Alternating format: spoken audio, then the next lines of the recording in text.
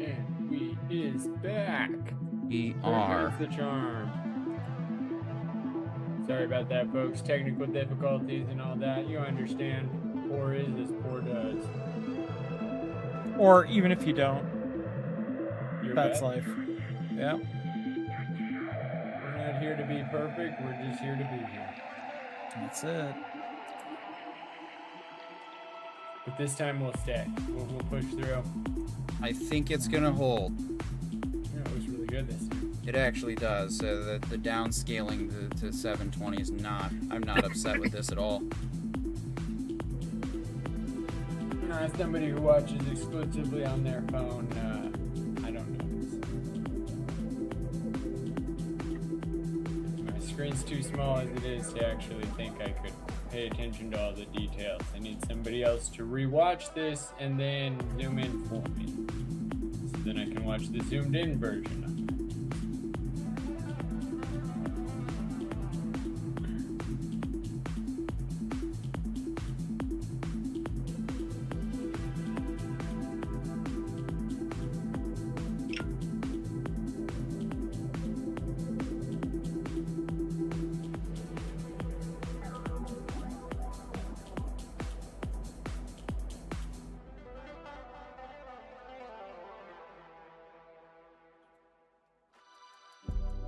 We are here to be here for That's it. all of the writing that has gone on this year.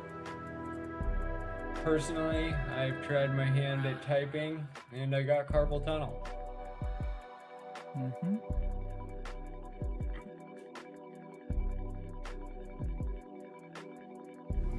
We'll tell you what we're discussing when we get there, but until then, let's pretend like we've got some hot leaks from Disney. How do you guys feel about the live-action remake of Star Wars? Apparently, the Tauntauns...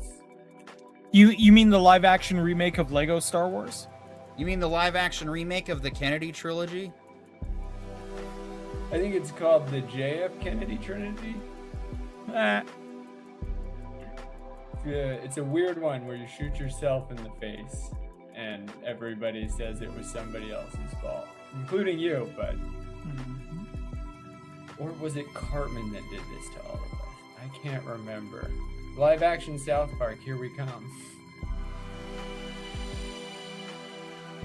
Though, have you guys watched the Lego Star Wars on Disney?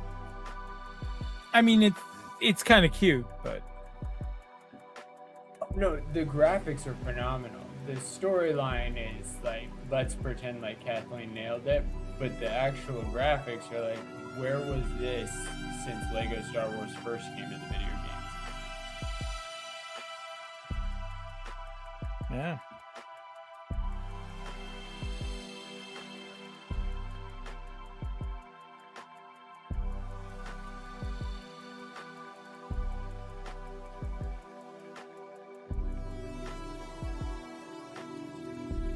So...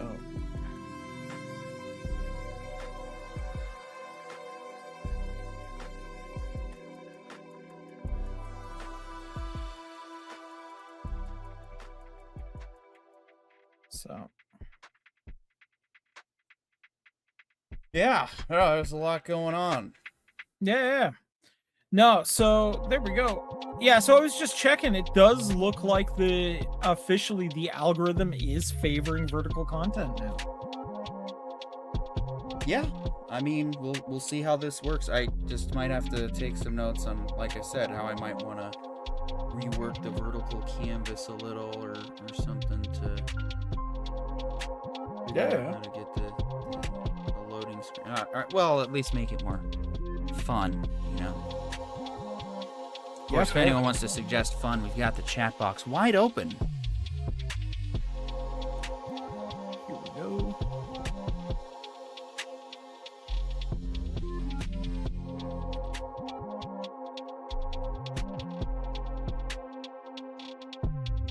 Here we go. Oh wait, does the channel only show up in each respective video? Because I just noticed it's not. No? Oh, for some reason the chat box was off on the loading screen. Yeah, no, I mean, there's a lot of good Warhammer news to talk about. But didn't we? I thought we had reported, or was it that they had changed hands? It was going to work with Netflix, and now it's Amazon. No, it's been Amazon since Jump. Okay, that's what I thought. Yeah, the way that this is looking is, Henry Cavill was kind of brought in to show run or project run or what have you, all the Games Workshop media for like online, like for TV content, so TVs and movies and all that sort of piece. Yeah. And you know, the rumor is he's got something that's going to come out this year. But of course, we should all be paying attention to Cameron's Patreon because apparently he's got an inside source on it. Of course. But I mean, everybody comes here to pay attention to Cameron's Patreon. So. Well, there is that too, right? There we go. Yeah, that was bad. There we go. Yeah, It's less bad.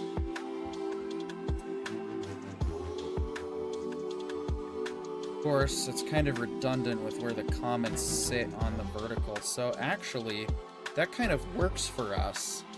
yeah. I Keeping mean, that I'll space take it. empty at the bottom. Yeah, just for chat. So that's where everyone's chats are going to show up. Yeah. Chris71003 says hi. Hello, Chris71003. Hey, Chris, how you doing? We're gonna start the show in just a minute. We just got to get all the little technical weird that's where tweaks it in the cuts background off done. at. Okay. Okay. Aloha, broha. But also need to minimize the secondary chat because that's a little redundant. Fair.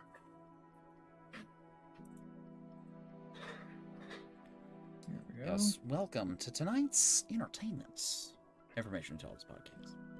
That will be starting in, what are we at, 2 minutes now? Yeah. Something like that. Down to the last 2 minutes. I need a hat. If you're in the chat, why don't you let us know want your a drink, please. favorite entertainment? Oh, to Purple date? Princess is Give me in a there drink. too. Nice. Hey, Purple Princess. Morality. Glad to see the vertical is bringing us to you and you to us. Yeah. And of course, folks, I mean, if you guys have a smart TV at home, you'd rather watch this on your couch in horizontal, we are dual broadcasting. For those who want it. But if not, we're happy to have you on the vert side. We will be... This isn't going to be like one of those OnlyFans things where we broadcast the first 5 minutes in vertical, and then we're like, yeah, you guys got to watch horizontal now. I don't think that's going to work that way. No, I think that Okay, would be- now I have questions. What? Well, how would you know about that? I'm a I mean, sinner. Well, I just heard from a friend of a guy's friend that, you know. My pastor was talking about it at church. Yeah, there you go. Oh, man. Ah, we lost a bunch of viewers because of that comment. My bad. Oh man, we lost viewers. There's a reason that I don't actually pay attention to the number when we're broadcasting. Oh, man. It's all good. Said hi. What are you doing? Says Annalisa Ferry. We are getting ready to talk pop culture news. We are getting ready to talk some Amazon news leaks. We are getting ready to talk Yeah, we're Adam bringing Sandler all- movie news. We are getting ready to talk shit. What the hell are we going through today? We got the IGNs bringing us all the stuffs, and so is Hollywood Reporter. Yeah. We got the Golden I read Globes that winners IGN. list. That's going to take at least an hour. I read that IGN list on the Star Wars speculation for where Ben Solo. I got some thoughts. All 710 of those signatures really. Yeah, right. Like I said, man, I combed the net All right, we're just starting. for you guys to try to find it. All right, let's do it. Tonight, we got everything pop culture that you could ever hope for, as well as our review on the latest episode of Fallout Season 2, and much, much more. All this right now on the Entertainment Information Intelligence Podcast. Oh wow, I would do that way too early.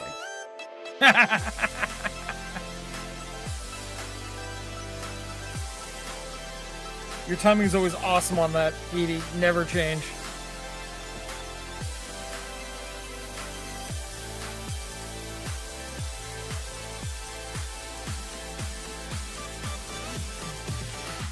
There you go. And welcome once again to tonight's entertainment information intelligence podcast. I am Petey York, joined here by Mr. Pollo Zapatos. And, of course, Mr. Corione, Witch in Residence. Thank you. And, of course, all of you lovely people now tuning in and joining us live on the vertical side. We are here to... Well, what do we got to talk about, Corione? Why don't we put you up first? Oh, man, we got so much to talk about today. We've got the Golden Globes to go through. We have news from Hollywood. We have news from gaming. I think if we had any more news, we'd have to make it a 3-hour show. This is going to be incredible today. 3-hour show. Yes, of course. 3-hour show. No. Absolutely. And Mr. Pollo Zapatos has decided right now is the time to leave his studio. All right, cool. We'll just get right into the... Bring it. Yeah, let's bring it in. Welcome to tonight's... So... What do we do at the Entertainment and Information Intelligence Podcast? Well, before I get into it, I should probably tell you what you're going to expect. We are information chasers. That means we're going to talk about rumors, we're going to talk about facts, we're going to figure out the space between those rumors and those facts to get to the bottom of the truth so that you, the viewer, can have an informed outlook, hopefully, on life, the universe, and everything when it comes to the entertainment industry. And I'm going to speculate wildly. Yeah. 2 of 3 of us on this panel are self-published authors. The third one is well on his way. He's got his book in the oven right as we speak, finally putting in some work in it today. And, we have been, let's see, I was raised according to the gospel according to Star Trek, the gospel according to Star Wars, and all kinds of manners of shows and movies and books in between. We are also and I wasn't gamers. Raised. I just appeared here. That's right. We should probably get a little background tunes going so we can, we can really dive into it. All right. First one that's up first is, of course, the winners of the Golden Globes. All right. This is going to take a long time to get through, which is why we're not doing that. We're going to go ahead and start with some fascinating news here. Tom Cruise has filmed a lightsaber battle in Star Wars Starfighter. So this is interesting, right? Because, I mean, Tom Cruise is usually not the one in Hollywood to exaggerate what he's saying, right? It's very rare that, he'll say he's doing a thing and not actually have done it. So the fact that he's saying, oh yeah, no, I've got like a Star Wars role now and I'm doing a lightsaber duel is interesting. Now, we don't have any context for it yet, but it's probably one of the shortest lightsaber battles ever filmed. Given that the was fact the punniest thing I've heard all day. Appreciate that. I mean, yeah. So the question is, do they have him filmed on risers, or does his lightsaber get an extension? He could be fighting Yoda, squared up, or maybe he's playing young Yoda. Is strong with this one. Yeah. Yeah, he's just playing young Yoda in green skin or something. Yeah, in green face. Oh man. All right, let's moving on now. To the next topic. Oh wait, we didn't change topics on the screen. There's my competence at work. There it is. That's what I wanted to show you people lovely on the screen. Yeah. There was this here. Oh yeah, that's right. He rode in on a helicopter. I don't know if that was a drone piloted helicopter or if it. Wait a minute, in the helicopter? That would be a new one for him, wouldn't it? Yeah. Doesn't he normally hang on the outside of it? I'm pretty sure it was a drone. Or hanging on the outside of the Starfighter. Gotta do that. So yeah, Tom Cruise has filmed a lightsaber battle in Star Wars Starfighter. I'm gonna be honest, guys. This news neither really excites me nor dis-excites me either, if that makes any sense. Yeah, and that's fair. Now, to be fair, Sean Levy, who's the director of this project, has done some really good stuff in the past. Yeah. So, and he does know his fight choreography really well. I mean, some of those fight scenes in the Deadpool movies have been just ideal, Phenomenal. right? Oh my gosh, yes. So the idea of him, getting the chance to choreograph a lightsaber duel does sound pretty good. I mean, if you want somebody kind of detached and like, this vaguely spiritual, but something's just wrong with it kind of individual for your Jedi, I mean, Tom Cruise does fit that bill very nicely. Well, especially in terms of like, if you actually watch the Mission Impossible movies, the fight choreography is some of the best ever. But how funny would it be if somebody gets their fingers cut off finally? Like, as Right? somebody who played with lightsabers as a kid and whacked more fingers than I have, I feel like it would be a real thing for Star Wars to finally acknowledge how easy that is. And Tom Cruise would be the guy to say, keep it in. That's it. Yeah, definitely. All right, heading back to the Hollywood Reporter, Adam Sandler promises to make 50 more movies before I am dead, and at least 25 of them will be good.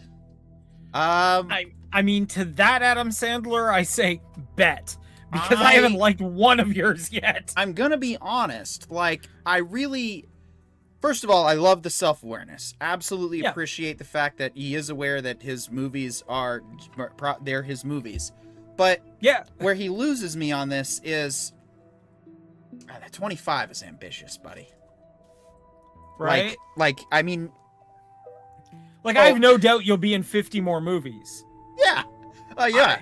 Whether or not half of them are going to be good is ambitious, buddy.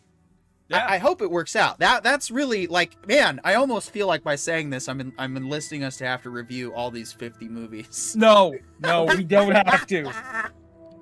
Don't do that to me. The 50 This last is exactly why Sandler he's- movies.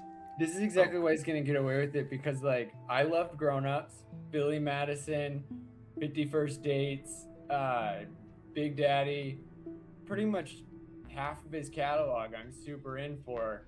So I might also be in for all 50, and while everybody else is like, no, he's never made a good movie, I'm still going to be like, dude, did you not see he just made 50 new good ones? And you guys are going to be like, yeah, they were not good.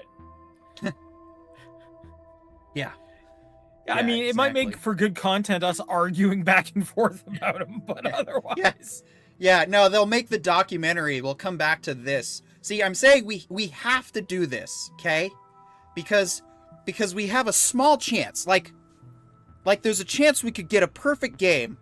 And if we document all of our reviews, we could come back later and do like a documentary of it called 50 Last Flops. Right?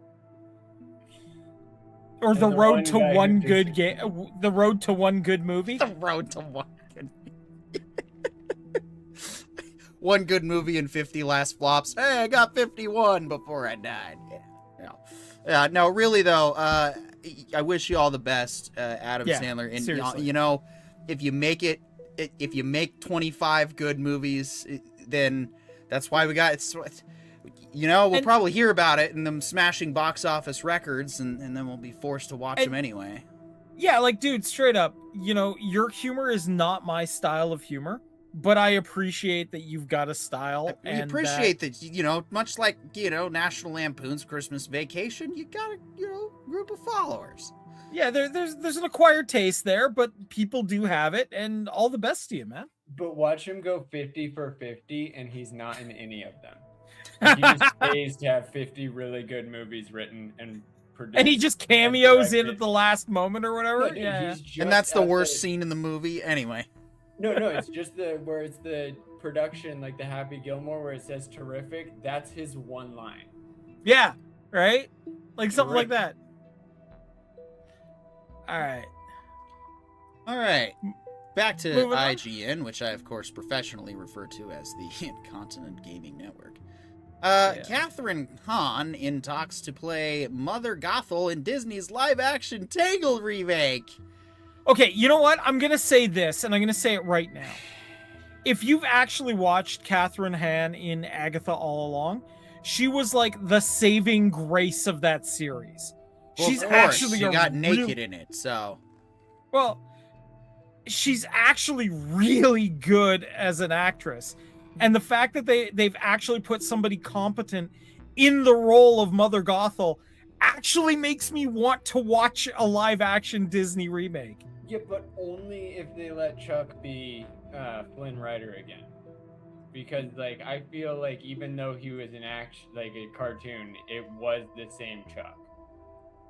Right? But I mean, and take a look, right, at the animated version and Catherine Hahn. It's not too far off. no. Dude, this could be the biggest Marvel twist ever. She's like, yeah, my name's not actually Mother whatever, it's Agatha, and this is what she was doing. She was Yes. Agatha all along. Nice. Oh. Avatar 3 is crushing it in the box office to, I guess, some of our surprise. I mean, I didn't think it was necessarily going to suck, but I kind of felt after the second movie it was going to have a cult following. But, I mean, is there just really nothing else good in the movie theater, or what? I mean, I was actually like, look, I saw it and I thought it was pretty good. I didn't think it was the billions that it's making internationally. Oh, it's this one's only 1 billion. Yeah, well, it's still $1 billion international. I only. didn't think it would hit that, right? Right. Compared to its Or at least this predecessor. fast, anyway. Compared to its predecessors, only is actually a diss. Yeah. Well, I mean, yeah, but at the same token, like, this franchise continues to be bankable at the very least. And the truth of the matter is, post-COVID, making $1 billion as a movie is a certain rarefied air these days. Yeah. Let's see. Article by Mia Galuppo. I hope I'm pronouncing that right. You know, Hollywood Reporter, just an idea. If I hover my mouse thingy over this thing and it gives me a little display of who they are, it's just an idea. Avatar Fire and Ash will continue its box office streak over this early January weekend, landing at #1 for the 4th weekend in a row. I've got to give credit where due there. Jeez. Yeah. With 21.3 million from 3,700 theaters, Avatar currently stands at 342.6 million domestically. While not performing as well as the first two Avatar films, Fire and Ash has easily cleared the global $1 billion mark after 3 weekends in cinemas, and after this weekend, its global total is set to land at 1.23 billion. James Cameron franchise installment is coming in well out of the weekend's 2 new releases, Paramount Horror Primate and Lionsgate Greenland 2. Well, I don't know, guys. We might actually have to see this one. Or did you see it? I saw it. Oh, okay. Go ahead. I mean, look, I enjoyed it a lot. This is that kind of midpoint in the planned Avatar series. And it fills that mid-roll of the rising action of the movie series quite correctly. I have predicted on my channel where I think the series is going to go.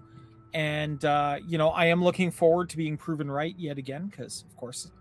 But the truth of the matter is, this is actually, the first one felt very Dances with Wolves. And then the second one felt like Dances with Wolves with water. This is the first time where things start to turn a little bit. Like, yes, there are those moments in this, but it goes deeper. And when you start to see that there's actually a fair bit of a deeper component to this one, and that they are showing that they're taking this in a direction that, while the Dances with Wolves stuff is there's somewhere deeper they're taking this, a deeper kind of spiritual understanding of this world and its connotations that I think are worth exploring. I'm still in for the next 2. All right. Well, that's pretty good. All right, I'm gonna go camera off here. I was supposed to come up with some new graphics over the look. This shit's hard, and I'm working on it. But I'm gonna go ahead and radio program our next segment because I feel that this next article deserves it. Hit it. I haven't actually written anything, so I'm just gonna. You are now entering a space where the lower the IQ, the greater you are praised, and the higher, the more ridiculed you are. A realm where intelligence goes to die. A realm where reason and critical thinking commit suicide on a daily basis. You are entering the stupid sphere. Oh, we're all supposed to be on the screen there. Damn. This. Oh, man, if we Oh, just, like, we've got creativity, money, and time. Star Wars superfans refuse to give up trying to convince Disney to U-turn on the scrapped Hunt for Ben Solo movie. Now, of course, I will never make any kind of bombastic claim that there will never be X again. But, man, go ahead, John. No, dude, okay. Scroll down just a little bit. This is my favorite part here. A, because they say super fans because they're trying to make themselves better than everybody else. But let's a little bit in the middle there. This one, it's the same thing. They just put it two No, billboards. not the picture. It's the words in where does it say how many people signed their little petition? Oh, sorry. Was the actual 100 article. people. How many people signed the petition to burn Alkalite to the ground? Wasn't it something like 7 million? Yes. Yeah, to decanonize So, you know, Acolyte. The superest super fans of all the Star Wars fandom, according to Igen.com, Igen. 7,100. Yeah. Like, look at your numbers, Devil Dog.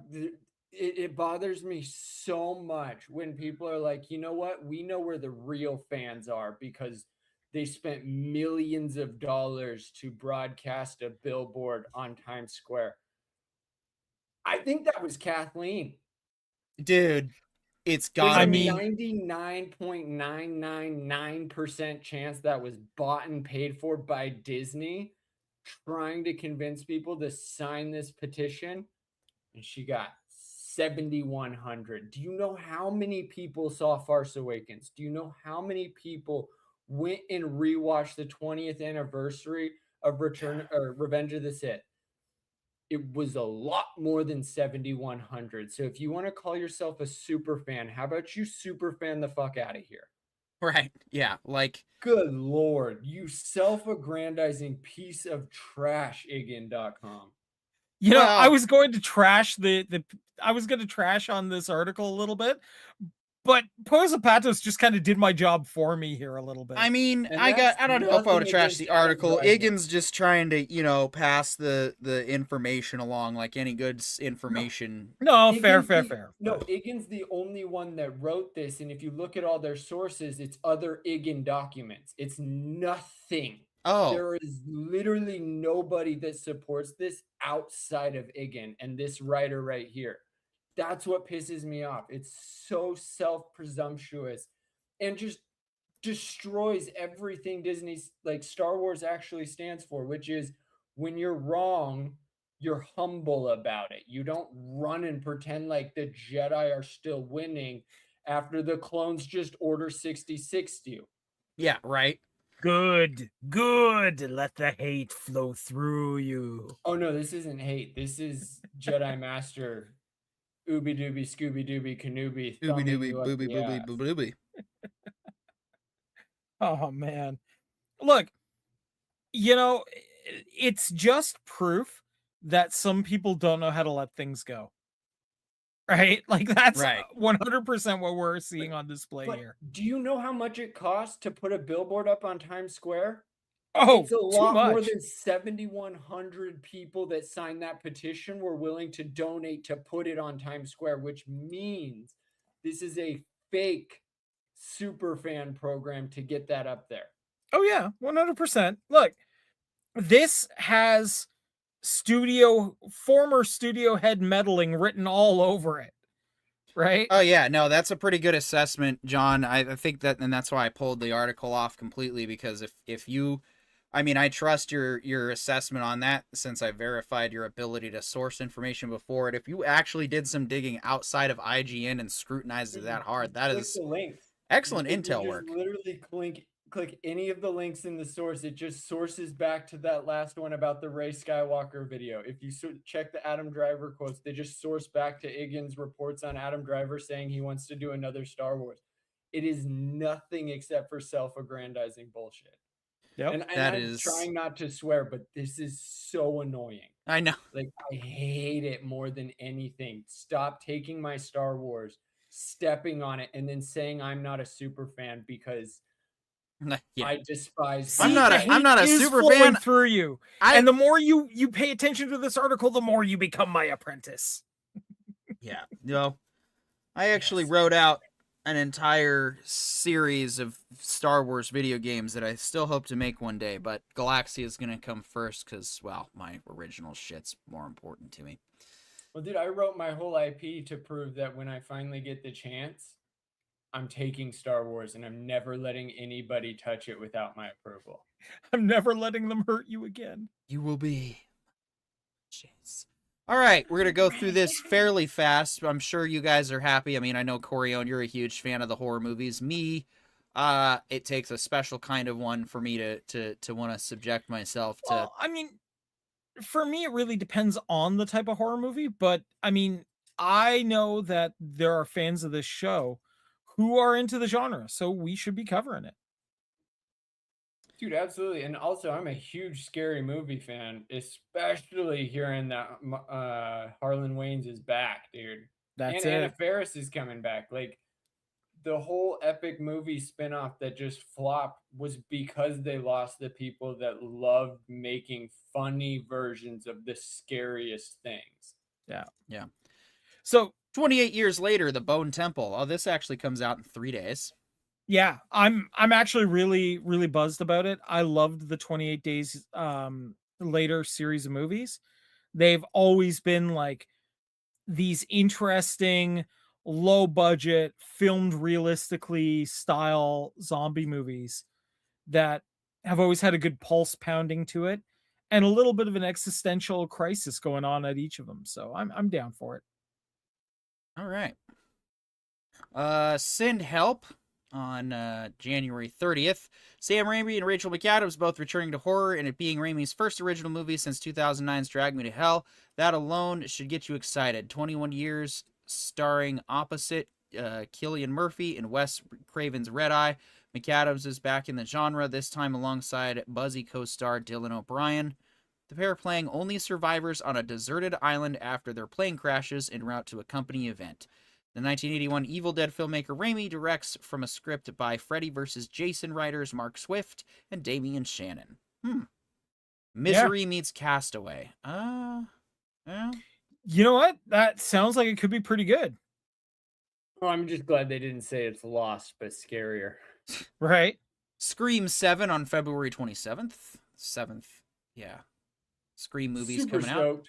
out. All right. Scream has been so good for a long time, even though it's not a making fun of horror movies. They found all of the tropes and they try to make them make sense while also still being a horror movie. Yeah. The Bride on March 6th. Warner Bros. The Bride is a punk spin on the classic Bride of Frankenstein story. This time, Christian Bale plays the monster Frankenstein, while Jesse Buckley stars as his bride. Oh, wow. A new Frankenstein movie already. Dude, how many body parts did he attach to be ready for this one? Right? Yeah, didn't kind of had a roll ready for that. Ready or Not 2, Here I Come, March 27th. They Will Kill You, March 27th. The Mummy on April 17th. We're going back to The Mummy again? Another take on Universal's iconic monster, The Mummy, is coming to big screens this year, though it's not the version featuring Brendan Fraser's return. Okay. Hokum on May 1st. Obsession, May 15th. Yeah. Scary Movie 6, June 12th. All right. There we go. There you go. I got to catch up on the other scary movies. Evil Dead Burn on July 24th. Insidious 6. Clayface on September 11th. Dude, I think Clayface is a hot drop because it says it's under James Cameron or James Gunn. I think it's like it's closer to Peacemaker than it is just a random horror movie. It talks about Right. it being somebody that Batman fought. Welsh Yeah. actor. Oh, what? Go ahead. I was gonna say, Clayface is one of the classic Batman villains, and them making a horror movie to kind of introduce that villain is a really good call.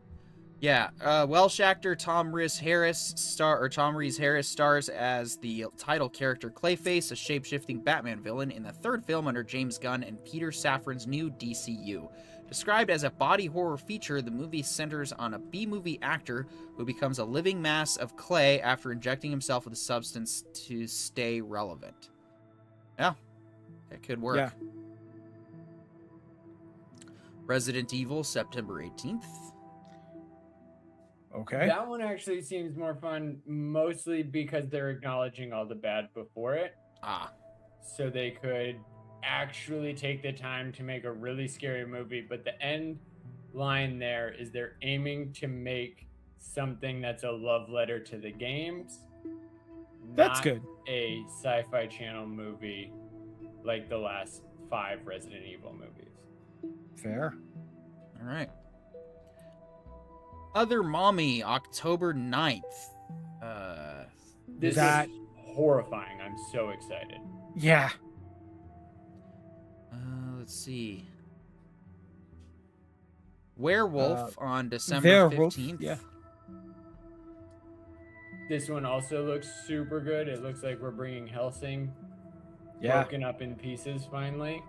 Where we've got Frankenstein, Bride of Frankenstein, and now we've got a werewolf that has nothing to do with other movies. I'm liking the idea of making the scary that was always scary finally more 2026 scary, where it's actually scary on the screen. It actually looks fun versus like we're gonna just try to make you jump really hard so that we can record you in the pre-screening. Yeah. Yep.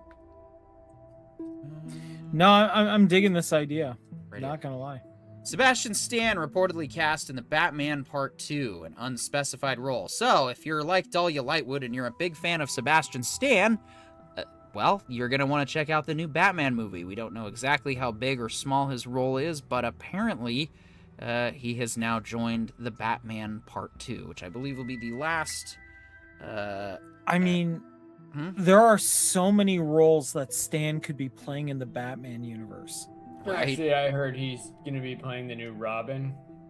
You figure? I think it would be so funny. Well, Robin with a beard. but it is a role he could be playing, though. That's the scary part, right? No, the best part is that they try to Oh, play him please, off yes. as a younger kid. Please, please, please, All right. please. Sebastian Stan as Robin would just, oh my, don't even, nope, I would not even, I mean, we'd probably still watch a trailer as is tradition on our channel, but I wouldn't even need to see a trailer. I would just, nope. Sebastian Stan as Boy Wonder behind Robert Pattinson. Right? I mean, like, Dude, it neon works green in a and red weird button. way, though, right? But he's just So wearing stupid. neon green. He has to just be the brightest thing in the room. Well, you know why Robin wears bright red, right? Or sorry, you know why Batman wears dark colors, right? So he doesn't get shot. You know why Robin wears bright colors, right? So Batman doesn't get shot. Batman doesn't get shot. Yeah, it actually ends up, happening. So. And now you're sitting there going like, damn, that's actually a good point. Yeah. No, like, look, there are like 3 or 4 roles I can think of him playing that would actually be really good. Putting him in like, okay, put him in like a Riddler role, not like as a joke character, right? Yeah. Put him as Harvey Dent, could work as well. Put him in like, I don't think he could pull off Mad Hatter, but I do think one of the roles that he could actually pull off really, really well, or some, like, there's a couple of villains, but there's also potential for him to be playing some of like the GCPD roles. So like, you know, the Gotham police characters. There's the potential of him playing another street level superhero. Like, okay, hear me out on this. him playing somebody like Green Arrow or something could actually work, and it would be Okay, interesting Green Arrow. to see. Yeah, Green Arrow could definitely work. That I could see working as a series. Right? Oh, right. It's bad. All right, we're gonna go ahead and change now to Godzilla Minus Zero news. If you know me and you've been on this channel, you know that I loved Godzilla Minus One. If you're new here, like and subscribe and watch me rave later about Godzilla Minus One. Godzilla Minus One is without a doubt one of the best Godzilla movies ever created. I didn't make it back to the theater to see it in black and white, but oh man, there's a good movie I could have suggested to my roommate. It is just, yes, love it. So the fact that I only have to wait until November 6th for this sequel, yes, has me all the more excited. Less than a year. Minus One was so fantastic that I forgot about Monarch, even though they're both talking about Godzilla. And like at the same time, it didn't wash away any of the work that Monarch did. No. It was so good. It was. Yeah. Go ahead. I was gonna say, look, Godzilla Minus One is Godzilla done right. And if they're gonna do a sequel about it, like for it, I'm game. Yeah.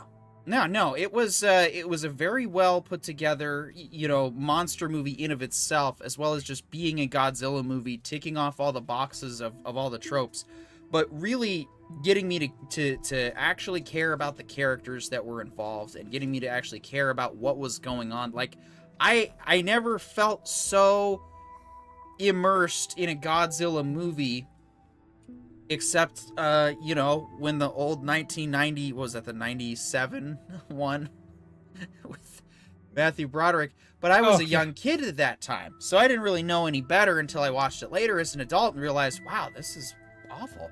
And then, of course, going to see the Godzilla Minus One as an adult and realize, okay, yes, so this is what people back in the day were seeing when Godzilla came out in the theaters first, when it was black and white. This is what we were supposed to feel and comprehend. Yeah. And that's exactly why it works, because they have a mix of practical and VFX, and also just blows Hollywood's VFX way out of the water with way less people.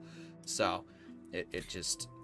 Yeah, I mean, in my opinion, I think Pacific Rim did far more for the massive monster genre than anyone wants to care to admit. And I think the Godzilla franchise post the Pacific Rim movie has just benefited from the lessons learned. Yeah. All right. This is a perfect time. I gotta run to put the babies down, but I love you guys. All right. I'll be back next brother. week. Take care. See ya. Next Avengers Doomsday trailer has leaked online. It's probably just as well. You ready to do some copyright infringement? Let's do it, brother. All right. I am always up for watching trailers and giving a reaction. Oh, jeez, it's gonna make this. All right, that looks like Doctor Strange's place. For us all. Oh no, it's Charles. That's all I know for sure.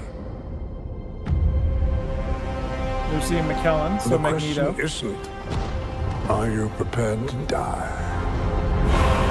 The question is, who will you be when you close your eyes?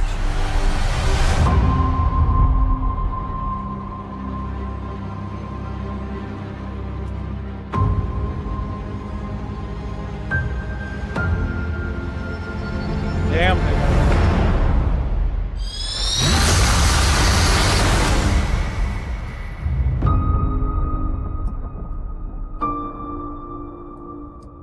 That's pretty cool. So we're getting the X-Men at least.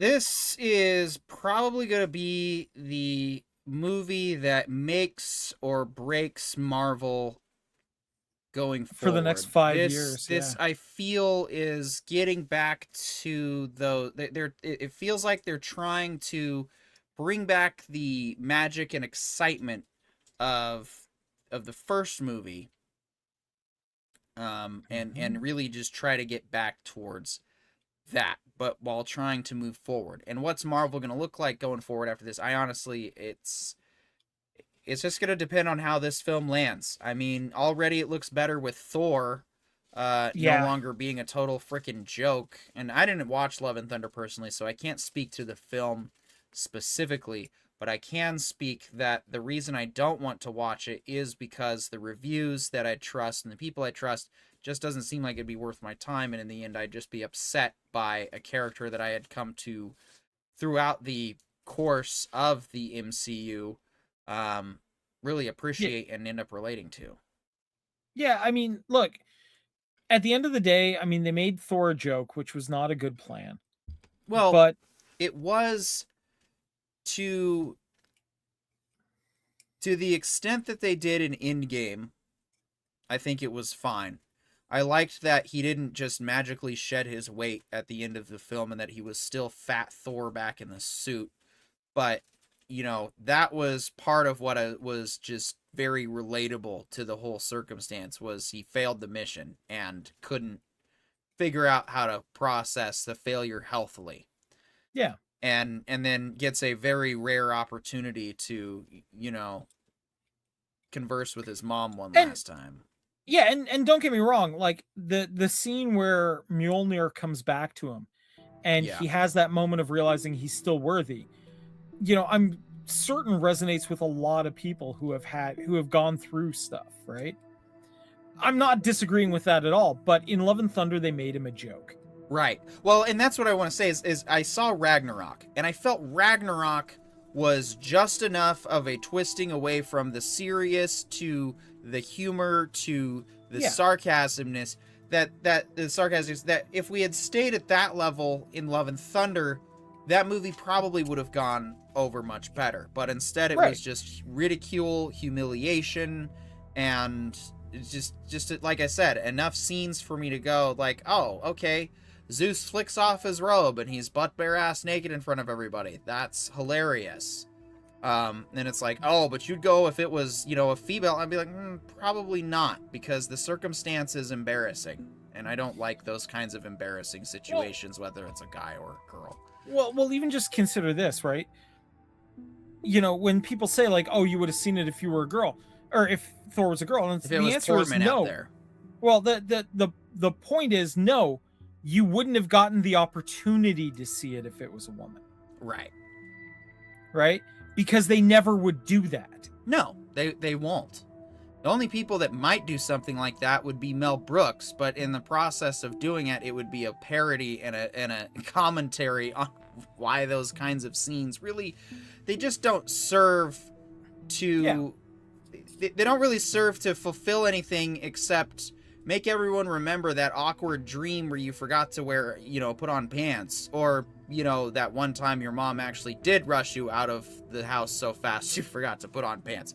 No, that didn't actually happen to me, but man, it would be funny if it did. It's that weird, you know, what is the motivation to want to have to take a character and put that on screen, and like, what purpose does it serve besides exposing your own really kind of creepy awkwardness in the end? Yeah, or your like odd biases, right? Right. And there's like only one solution that would have worked in that scene, or a couple of things, but it's just that scene alone and that kind of disrespect for the character was enough for me to go, no, terrible. It's not. It's so terrible to me that I'm not even going to bother wasting my time. And so I didn't. I haven't, and I probably won't. So, did you subject yourself to that? I had to review it. I did the review, but I watched it through, I didn't watch it to enjoy it. I watched it through that very like reviewer's lens. I want to hate this and have a bias against, which in some cases is acceptable. It's just be honest about it. Yeah. Like we are here on the Writer Brothers. That's it. We'll never lie or steer you wrong or rage bait you or anything. We just talk the truth or the info that we have as we have it. Kat Denning says, Marvel did scan me, joking they could put me in anything they want. Oh, man, you know, it's really not a good idea. I mean, the important piece of this is not necessarily that Kat Dennings can appear in anything. It's that this is a legitimate concern going forward, right? Right. We'll never have to hire new actors again. We just have them AI filtered and plastered over everything. And that's it. That's the future of movie making. Yeah, no. Kat Dennings insists she's not part of Avengers Doomsday, but she did confirm that Marvel body scanned her, so she jokes her character could theoretically appear in any future Marvel project. I'm in the Marvel Universe, and as you know, I can't tell you anything, but I'm not in Doomsday. The Shifting Gears actress who first appeared in Marvel Cinematic Universe in 2011's Thor recently told Entertainment Tonight, I mean, I'm not in it, and I'm telling you right now, I'm not in it. If I were in it, which I'm not, I couldn't tell you, but I literally am not. And I'm sure they already filmed it. Which absolutely does sound like something Kat Dennings would say, for the record. Yeah, absolutely. So, but yeah, I think it is a little creepy that there's the potential that they could just, for example, scan, various characters, and that's how they appear in movies from now on, right? I mean, there's a whole discussion that Hugh Jackman didn't want to play the Wolverine anymore because getting in shape to play that character again and again and again is getting harder and harder. Well, if they scan him, they don't have to have him spend, a month and a half getting absolutely shredded, living in a gym and only eating boiled chicken and rice for, a month. Yeah. Yeah, exactly. All right, well, moving on now to the next thing here. Games Workshop announces plans to build a new Warhammer world in the United States. Games Workshop has announced plans to build a new Warhammer world in the United States, with a late 2027 target for opening doors. Warhammer World in Nottingham, England is the focal point for Games Workshop's various tabletop games and a social hub for the hobby.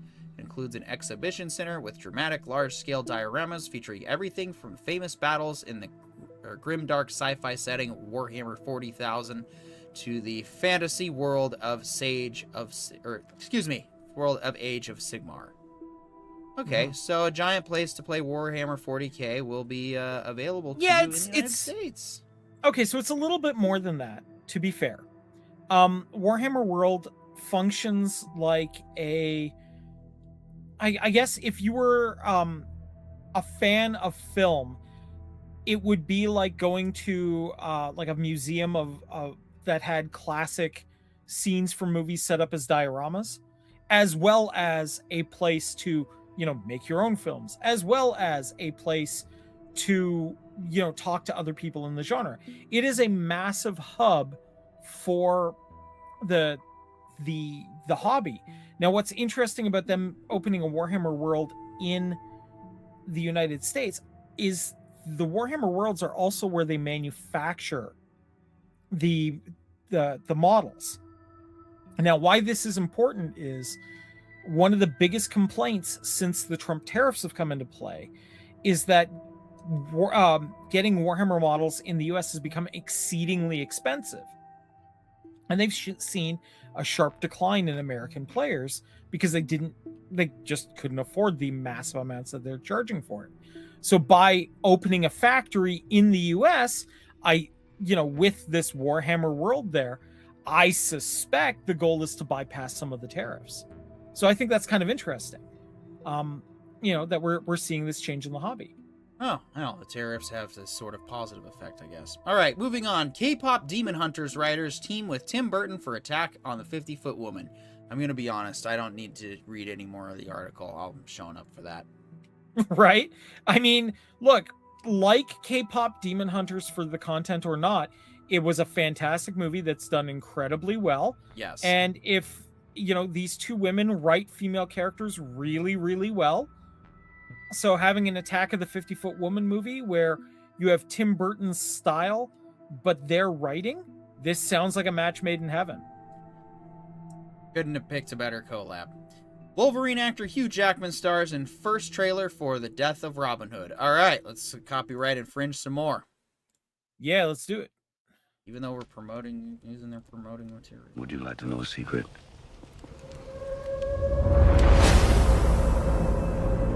People speak of Robin Hood, tell his stories. They're all lies. He was not a hero. You were a murderous brigand. We were monsters. I am the outlaw. Robin Hood.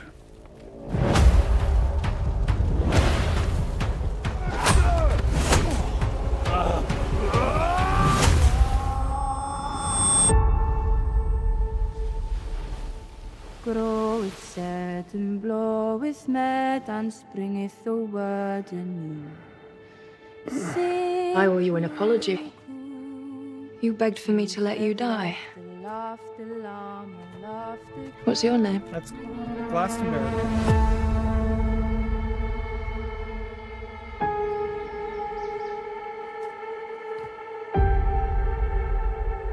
Can you make for me? Want me to make you a bow? All right. What happened to her? Terrible things.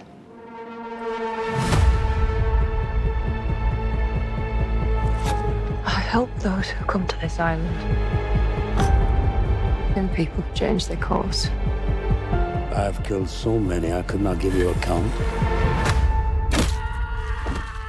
It's a curse.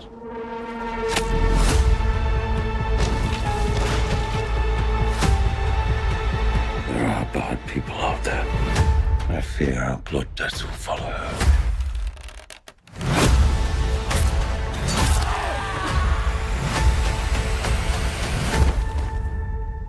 I'll keep you safe. I will keep you safe.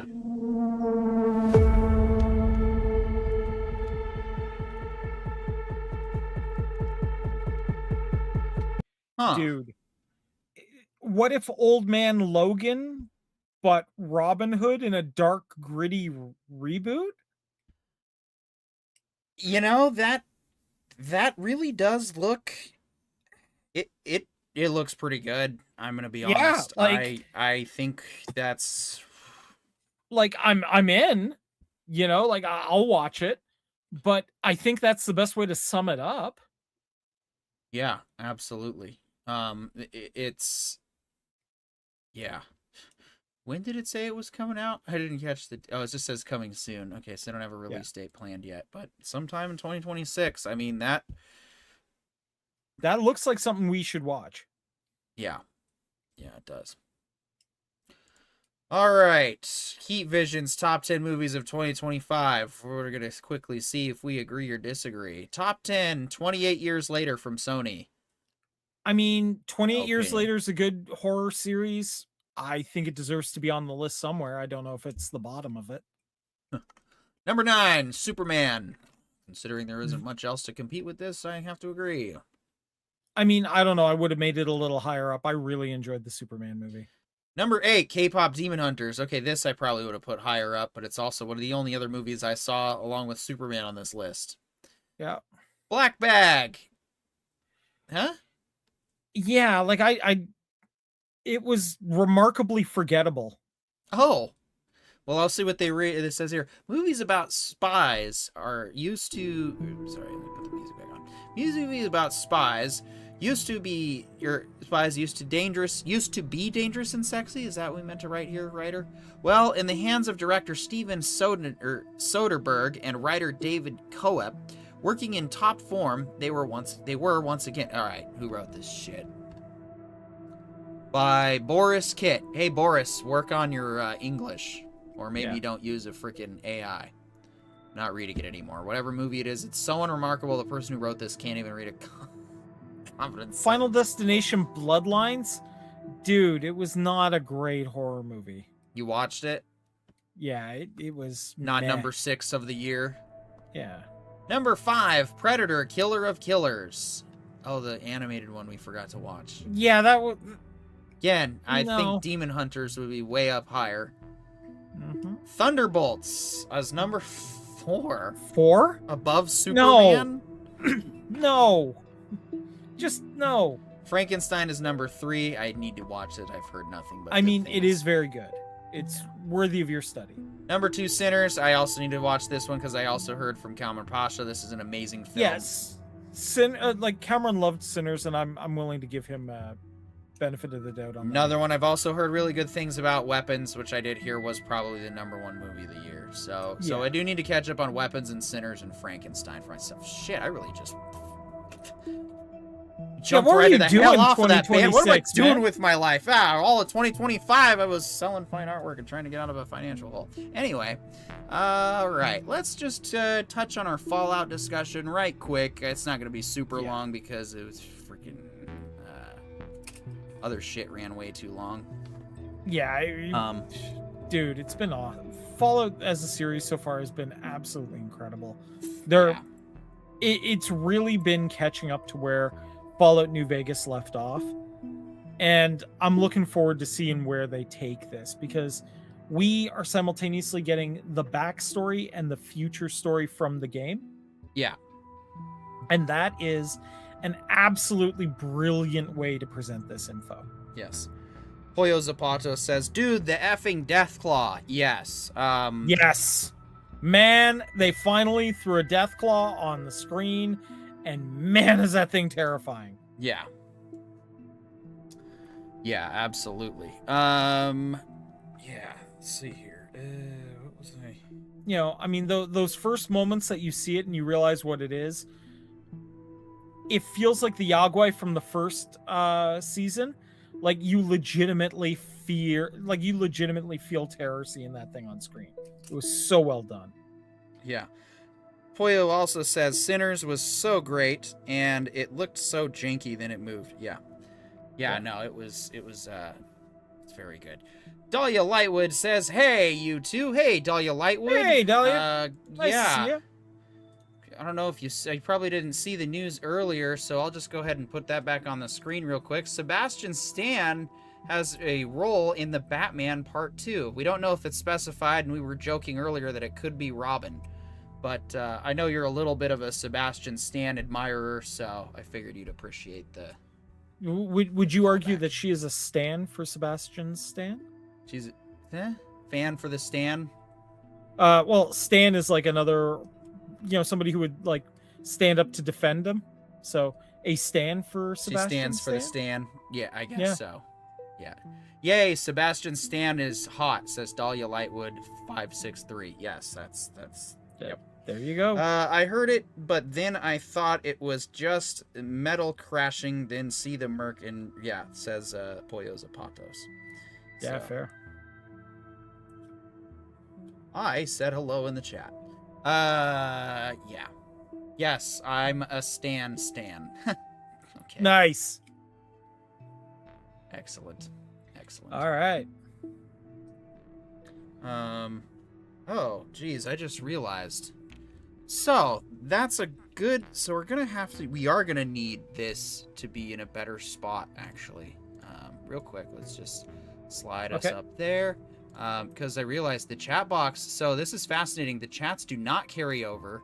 It does not repeat the chats in the other between the vertical and the horizontal live stream. I noticed that. So, that's all the more reason we keep our chat box relevant and on the screen right there. Mm-hmm. I'm going to this will be looking about at least 20% better next week, people, I promise. But for this week, we just fired it up to try it, and we love it. Vertical mode is so fun. But, as we can also see, Dahlia's over on the horizontal side. And, yeah. That's it. So yeah, Dahlia, the comments you can't see in your comment section, that's because they're on the vertical broadcast. But they all consolidate in our main chat right there. I actually have to point both directions because there's one here and there's one there. I won't figure out how to point fingers backwards. All right. Fallout Season 2 is... So, I watched one of the most just ridiculous complaining reviews about Fallout Season 2. And it was, without a doubt, Purple Princess says, hello, Purple Princess, welcome. Hello, Purple Princess. It was honestly every single anti-woke trope that they could reach for and go after was just, it's all you Lightwood with the arrows in the chat. Yeah, exactly. It was just the most silly, asinine thing to watch, because every complaint was just the most worst assumption to possibly make it seem, and it was all rage bait, clickbaity lines and stuff. I felt like I was watching a review for Star Wars The Last Jedi from somebody who most certainly was not so obvious, or was, you know, very obviously closeted racist and sexist. And that's, I don't like to use those words lightly, because I'm not using them lightly, but that's exactly what this silly review was. They were mad that the Legion wasn't as strong or powerful as they used to be anymore because Khazar had died. And yet, from what I could tell, based in the Fallout universe, this was perfectly on par for this world, for one. Yeah. For two, that's how empires rise and fall in real life, like that. The influence of Khazar, Caesar, was that strong and powerful that when he died, they fell into a civil war, and then, of course, spoiler alert, the Ghoul was able to trick them into thinking that the faction was actually the last remnants of the New California Republic. Guy, you gotta love Walter Goggins as Timothy Olyphant's the Ghoul. He is just... Yeah. He is my favorite character, and has been even all the way back in Season 1. Dahlia Lightwood says, hello to the others on the various chat. Oh, that's very nice of you to say. That's right, making peace with the vertical chat right out of the gate. There we go. One of these, that's gonna be rivalry. Vertical chat, no. Horizontal chat, no. And we'll have competition as to which video we look at more. There you go. No. So yeah, Corey, what do you think though of Fallout Season 2? I mean, did you have any complaints about this particular episode, or? No, look, as I said, I think we are getting a very good look into the... If you take a look at New Vegas, the game, as the middle of the chapter, we are getting the prequel information that, unless you really dug around in New Vegas, you didn't really get. And then what happens after New Vegas, like the events following it. I'm really looking forward to seeing what's actually going on deeper into the city of New Vegas, because there's a lot of pieces of what's going on potentially, especially with Mr. House, that I think is going to be fascinating to see. You know, what the events occurred after the after the God, I can't remember the name of the character, but the delivery man is basically what I want to say. After the game ended, because there was a lot that could happen. And I'd also like to see what the canonical ending to New Vegas was, because there were a lot of options. Yeah. Right? One of them, the initial one I wound up picking involved nuking New Vegas, really. So I'm curious to see where they go with it, and getting the background information we got, getting to see the freaking monsters that we fought throughout, like the desert, come alive like this. Listen, the only other thing that I really, really want to see is the giant dinosaur park. But otherwise, man, this is turning out to be fantastic. I want more. That's my piece on it. Is just, I need more now. Yeah. Hooch Cat the Biter in the chat says, I hear that Mr. House is really the Frenchman from the DLC. It was the one called The Frenchman. Any thoughts on that? Or about some visual help from Collider? I don't know about that. I don't think that's going to be exactly how it goes down. Yeah. Having played through the games, I don't think that's going to be the case, but we'll see. Yeah.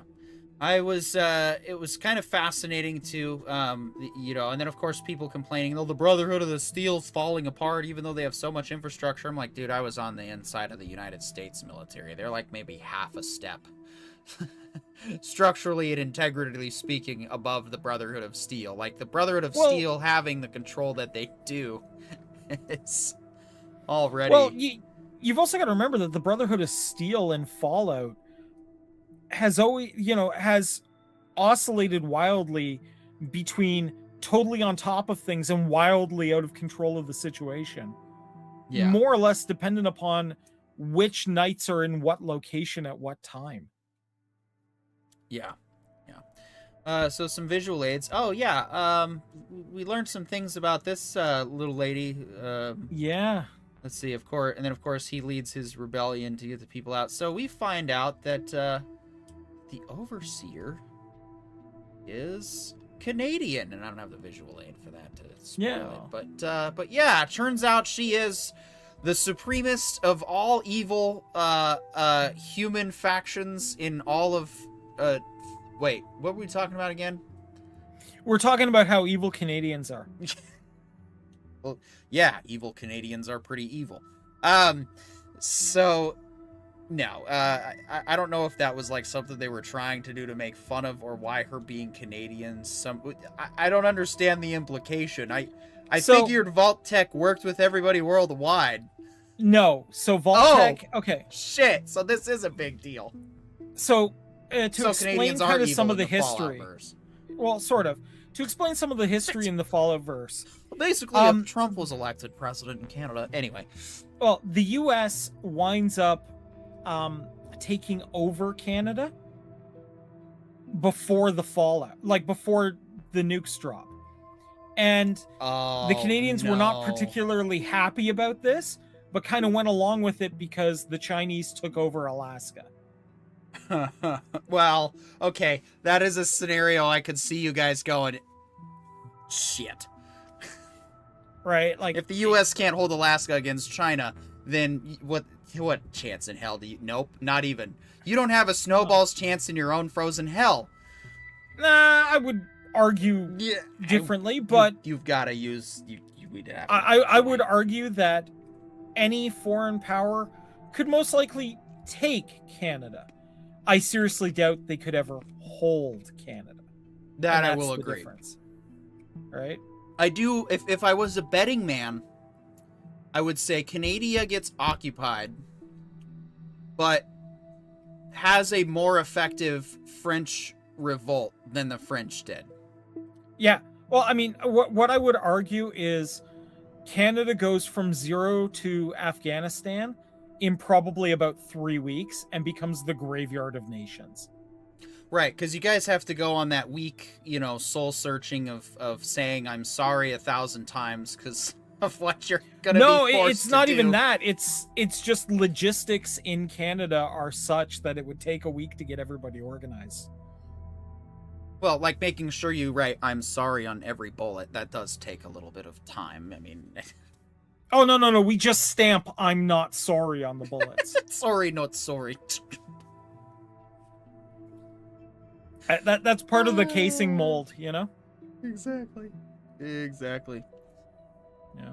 All right. Poyo says, the Brotherhood of Steel is dead. Long live the Brotherhood of Steel. Yep. Oh, she didn't work for Vault-Tec. That was the... Right. So that's what I wanted to clarify here. Yeah, this is the part of the Fallout verse that I'm unfamiliar with, is the Canadian takeover that we've apparently been talking about in our reality. Yeah. Anyway. Well, the idea was the U.S. desperately needed the resources, so they started annexing Canada. And there was initial resistance, but... Dude, the synopsis from the universe, please. Yeah, no, I'm talking about the universe. No, you just read a headline from last year again. Yeah, right. But the idea is when China came over and started taking over Alaska, the conflict, everyone kind of decided, okay, we'll sort this out later. Right now, we have a major issue. Yeah. And at the time, Canadian groups had to kind of integrate into the American conflict. And as that started happening, the vaults were starting to be made in the US and Canada at that time. So Vault-Tec is a North American company. They have nothing to do with any other nation. And the truth of the matter is, in lore, we really don't know what's going on much outside of North America. We know that, like, England is still in existence, but not what state it's in at all. But that's about the limit of what we have in terms of external to the US. So what you're saying is it's entirely possible that only the US nuked itself. No, we know that they nuked China, and we know that Chinese nukes nuked the US. What we don't know is what state China is in at this point. Nor do we know what's going on in Europe or Africa or Australia or anything like that. Yeah. That being said, radioactive Australia, given that everything in Australia wants to kill you to begin with, You're right. sounds absolutely horrifying. Yeah, absolutely. Pollo Zapato says, also, Corion, what's the legacy of the Death Claws? I thought they were post-Fallout creatures. So the Death Claws are a species that the American military was bioengineering to release on, like, in China, to basically, like, just let them unleash on the Horde. And the plan was they were going to be able to control them. Unfortunately, a lab leak led to the Death Claws getting out and producing offspring. So that's why the Death Claws kind of went out everywhere. Right? The super mutants also, like the mutants and super mutants, were a result of a biowarfare division that were trying to make a virus that would allow humans to survive in the radiation. It just didn't work right. So. Wow. I need to actually pick up one of these games and start playing it. So. Dude, you really, really do. Yeah. All right. If you're not into the classic games, start with Fallout 3. Will do.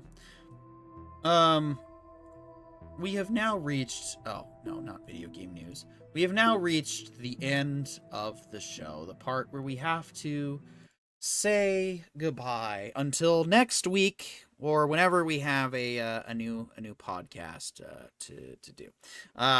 Yeah, sorry for the late start. Sorry for the short game. It just is what it is. When we find a new thing we want to try, we are glad we did. We are definitely going to be back on the vertical format next week and the horizontal format. We're just just got to fine tune. It's a fun experiment.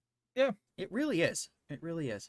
But yeah, we're gonna keep working at it and making things work here. We want to thank our sponsors today, everybody that showed up in the chat: Dahlia Lightwood, Pollo Zapatos, Pooch the Baiter, Purple Princess, Annalicia Fiery, and yeah, everybody else who of course showed up and said hello. Oh yeah, Chris 71003. Good to see all of you. We do hope to see you guys back here next week. Corion, any last minute things for the stuff to fill us out as I get the show closer going? I don't really have too much going on. I'm going to be doing a review with Cameron at some point very soon about the Testament of Anne Lee. I'm also going to be working on a piece on the Odyssey, which is an upcoming movie. I'm Percival Dreadnought. He's Corion. We'll see you next week. Good night. Good night.